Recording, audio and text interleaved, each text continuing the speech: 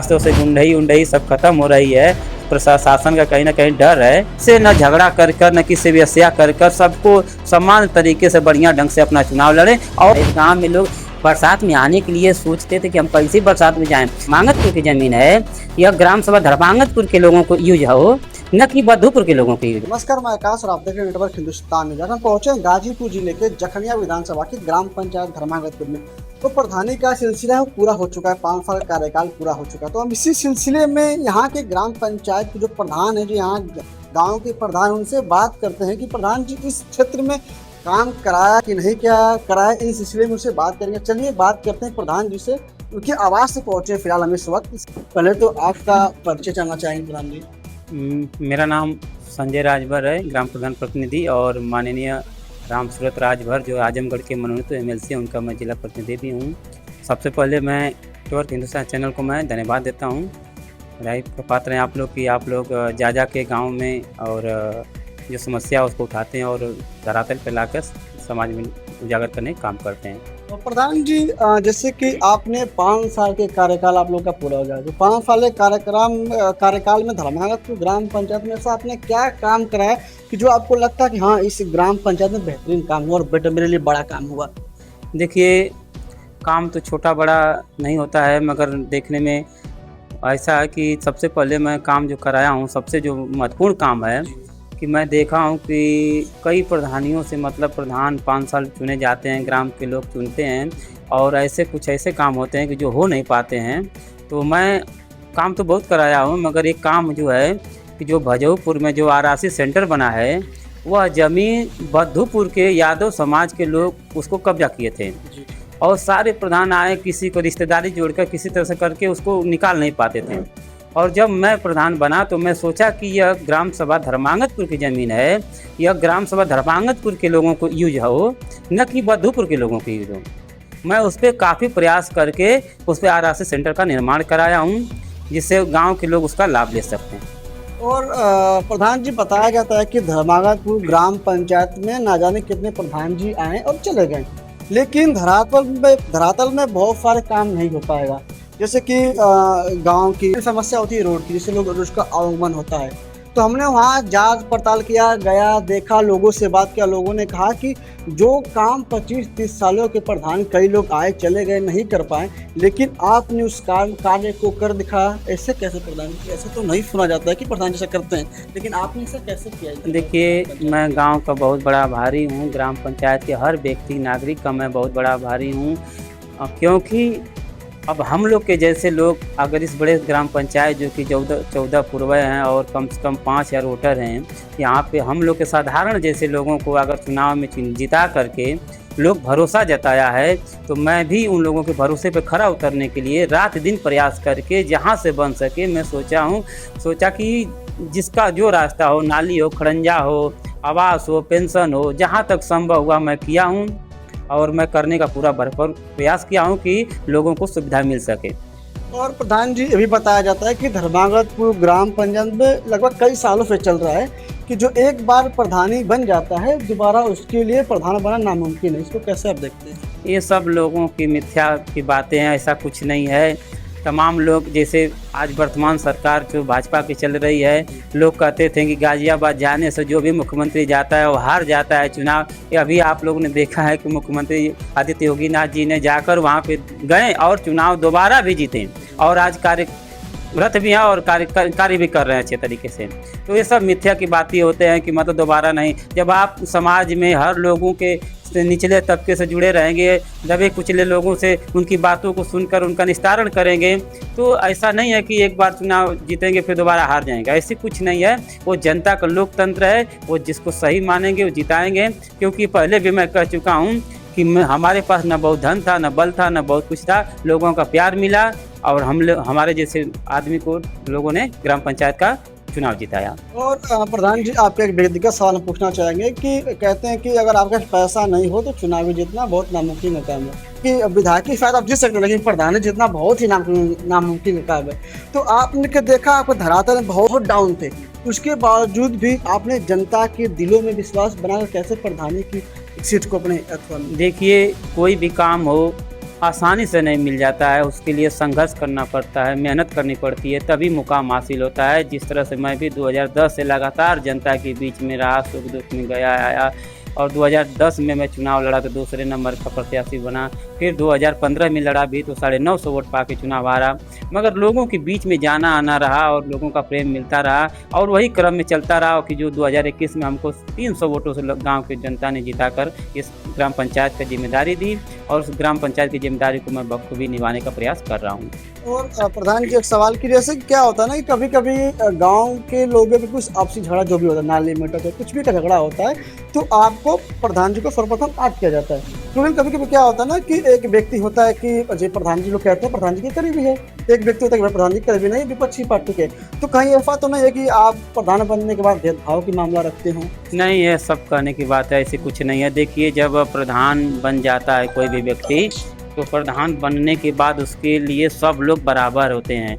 जितने भी गांव के नागरिक होते हैं सब बराबर होते हैं। गांव में कोई भेदभाव नहीं करना चाहिए, ना हम कभी करते भी हैं। आप लोग भी कहीं ना कहीं देखते होंगे, पता कर लीजिएगी कि हम किसी की पैरवी उल्टा सीधा जाके थाने पे नहीं करते हैं, ना करना चाहते हैं, क्योंकि उससे करने से, दलाली करने से कोई फ़ायदा होता नहीं है। हम चाहते हैं कि जो भी समस्या भैया आइए, और गाँव पर जिस समस्या है वहीं पर 2-4 लोग बैठ के उसका समाधान कर दिया जाए। ग्राम पंचायत इसीलिए बनी है, और जब नहीं लोग मानते हैं तो वही जाते हैं थाने थुने पे। नहीं तो हम लोग का पूरा भरपूर प्रयास होता है गांव में ही उस मामला को हल कर दिया जाए। और प्रधान जी, भी देखा जाता है कि जैसे कि आप 70% अपने आवास पे ना होकर आप समाज के बीच रहते हैं, 70% आप लोगों के बीच रहते हैं, ये देखा गया है। देखिए, ये कोई विधायकी का चुनाव नहीं होता है। हम विधायक नहीं हैं और हम ये सांसद नहीं है कि अपने क्षेत्र में एक दिन आ गए, चाहे नहीं आए तो कोई दिक्कत नहीं। वो सिंबल का चुनाव होता है। एक ग्राम प्रधानी का चुनाव आपने पहले भी कहा था, उसको मैं बताना चाहता हूँ कि ग्राम प्रधानी का चुनाव जो होता है बहुत टफ होता है।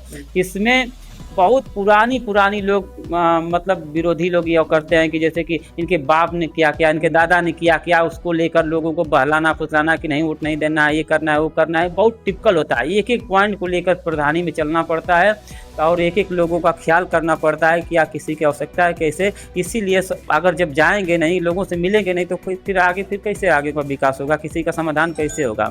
इसीलिए हम चाहते हैं कि हम लोग अधिक से अधिक लोगों के बीच रहें, तो उन लोगों की समस्याओं को जान सकें, और गांव का बेहतर कार्ययोजना बनाकर, जैसे 14 पूर्वा है, हम 14 पूर्वा में लोगों संपर्क नहीं करेंगे, जाएंगे नहीं, तो उस गाँव का कार्ययोजना कैसे बना पाएंगे, कैसे जान पाएंगे कि यहाँ नाली की आवश्यकता है, कि खड़ंजा की आवश्यकता है, कि यहाँ पे पेयजल की आवश्यकता है, क्या आवश्यकता है। जब जाएंगे उन लोगों को संपर्क करेंगे तभी।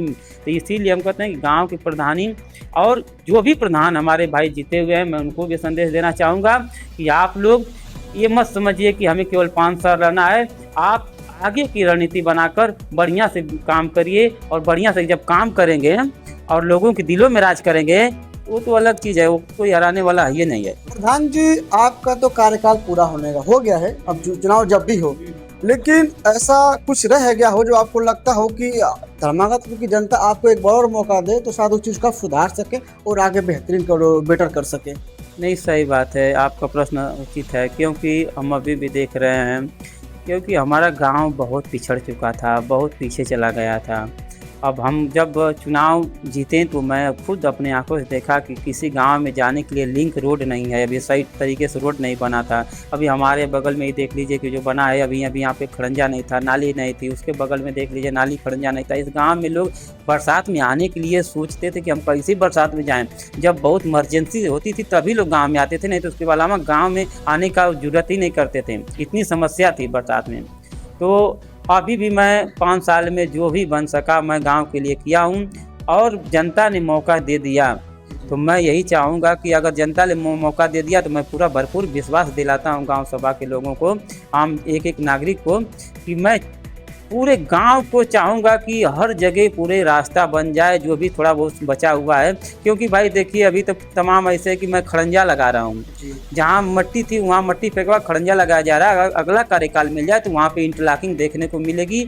मैं यही भरोसा दिलाऊंगा कि अगर फिर मौका मिला तो मैं बेहतर करके दिखा दूंगा। जहाँ भी मतलब जो भी थोड़ा बहुत नाली उली की समस्या है और कहीं रोड की समस्या है, 2-4 गांव ऐसे है कि अभी बहुत काफ़ी पिछड़े हुए हैं। ये मैं नहीं कह रहा हूँ कि 5 साल में पूरा काम खत्म हो गया है, मगर जितना बना मैं किया, अभी काम बचा हुआ है।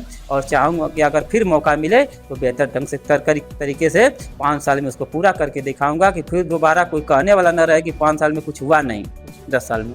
और प्रधान जी धर्मागतपुर के चुनाव आने वाला है, जो भी जब भी हो ग्राम पंचायत का चुनाव होगा, तो धर्मागतपुर के जनता तथा आसपास के जनता से आप क्या अपील करना चाहेंगे? देखिए, मैं अपील यही करना चाहूँगा कि देखिए ये लोकतंत्र है, आप लोग यह चुनाव एक पर्व के रूप में भारत में लिया जाता है कि अब चुनाव को पर्व के रूप में मनाया जाता है, चाहे लोकसभा हो, विधानसभा हो, चाहे जिला पंचायत प्रधानी जो भी हो। तो हम चाहें कि ये सौहार्द बनाकर मिलजुल कर और किसी से न झगड़ा कर कर न किसी से व्यवसाय कर कर सबको समान तरीके से बढ़िया ढंग से अपना चुनाव लड़ें। और जो 18 साल की उम्र पूरी कर चुके हैं उनका अधिकार है, वो चुनाव लड़ सकते हैं। चुनाव लड़ें मगर मिलजुल के लड़ें। इसी गांव के बीच में रहना है, किसी दूसरे से वोट भी नहीं लेना है, इसी गांव में फिर रहना है। तो आप चुनाव भी लड़िए और सभी को सामंजस्य बना कर मिला कर लड़िए। और गांव वाले प्रत्याशियों से मैं कहना चाहूँगा कि किसी से भेदभाव नहीं करने की ज़रूरत है। और जनता है, जनता खुद जिसको समझ में आएगी चुनाव जिताएगी हराएगी, उस पर हम लोग को बहुत ज़्यादा नहीं, अपना काम करना है। जो भी प्रत्याशी लड़े और सही ढंग से समाज में अपना जो संदेश है वही को देकर लोगों की भला करने की सोचे। और एक प्रश्न ग्राम पंचायत को छोड़कर प्रदेश लेवल की बात करेंगे कि आगामी 2027 को चुनाव आने वाला है सर, तो इस पर आपकी क्या राय है? जो वर्तमान में सरकार चल रही है उत्तर प्रदेश की, जो बीजेपी की सरकार चल रही है माननीय योगी आदित्यनाथ की कार्यकाल, और जो पिछली सरकार बीत चुकी है अखिलेश यादव की, चाहे बहन मायावती की, आप एक अच्छे नेतृत्व हैं, गांव के लोग आपको भरोसा करते हैं, तो मैं आपके जरिए जानना चाहूँगा कि आपको क्या लगता है कि किसकी सरकार रहेगी तो बेटर रहेगी और सुख सुविधाएं मिल पाती हैं? देखिए, अब तो प्रदेश की बात है, वहाँ पे कहीं न कहीं अगर कार्यकाल की बात कहा जाए बसपा की, सपा की और भाजपा की, तो अगर तुलना किया जाए तो सबसे बेटर बसपा का कार्यकाल था, जिसमें बसपा के कार्यकाल में अधिकारी कर्मचारी समय से जाते थे, ड्यूटी करते थे, लोगों की बढ़िया तरीक़ा से मतलब समस्या जो सुन के निस्तारण करते थे। अब उससे बढ़िया तो कार्यकाल हम लोगों ने देखा ही नहीं, क्योंकि उनका भी देखा था, सपा के भी देखे, भाजपा के भी देख रहे हैं। मैं भाजपा में, ठीक है, मैं एमएलसी का प्रतिनिधि हूँ, मैं भाजपा में कार्यरत हूँ, मगर उस कार्यकाल में जितना कड़ाई थी इस समय नहीं हो पा रही है। और उसके पिछले सरकार में जो सपा की थी उसमें तो आप लोग देखे ही हैं, तमाम गुंडागर्दी, तमाम ऐसे तैसे करते थे। हम अखिलेश यादव गलत नहीं मान रहे हैं, अखिलेश यादव सही हैं, अच्छे नेता हैं, पढ़े लिखे नेता हैं, मगर वह उनके लोग उनको हराते हैं। उनके लोग जब चुनाव आ जाता है तो तुरंत कहने लगते हैं कि बस चुनाव बीत जाने दीजिए, ये करेंगे। वो सबसे मुख्य कारण उनके लोग ही उनको हराते हैं। अखिलेश यादव अच्छे नेता हैं, मगर उनको हराने का काम उनके लोग करते हैं। और जो वर्तमान में सरकार चल रही है, ये तो सरकार मान लीजिए कि बहुत अच्छा कार्य कर रही है, रोड रास्ता बहुत तमाम ऐसे एक्सप्रेसवे बना रही है, तमाम करें।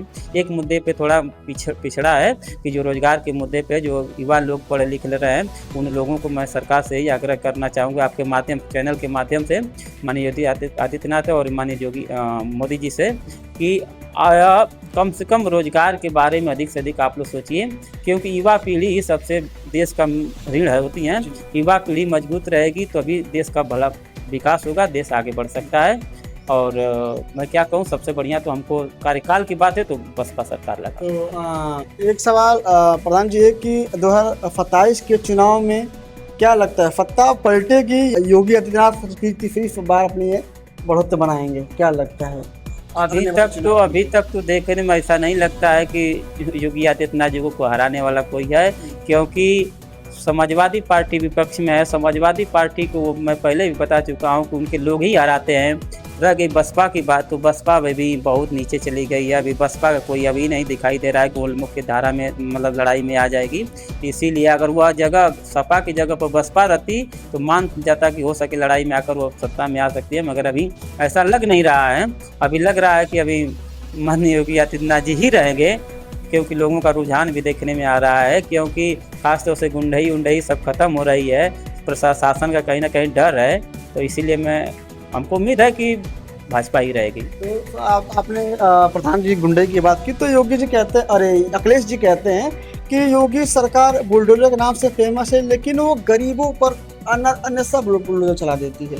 इस पर कुछ कहेंगे आप? नहीं, देखिए बुलडोजर की बात है, वो तो अपने वो रणनीति करते हैं, मगर सही बात है ये संविधान के तहत होना चाहिए। जो भी कार्य होना चाहिए वो संविधान के तहत होना चाहिए। कानून बना है, यह देश संविधान से चलता है, न कि किसी के मतलब राजतंत्र है ना, ये संविधान से चलता है। जो भी अगर सिस्टम बना है तो संविधान के तहत ये सरकार चल रही है, तो उसको सज़ा देना हो, किसी का वो गलत किया है तो उसको संविधान के तहत ही उसको सज़ा देना चाहिए।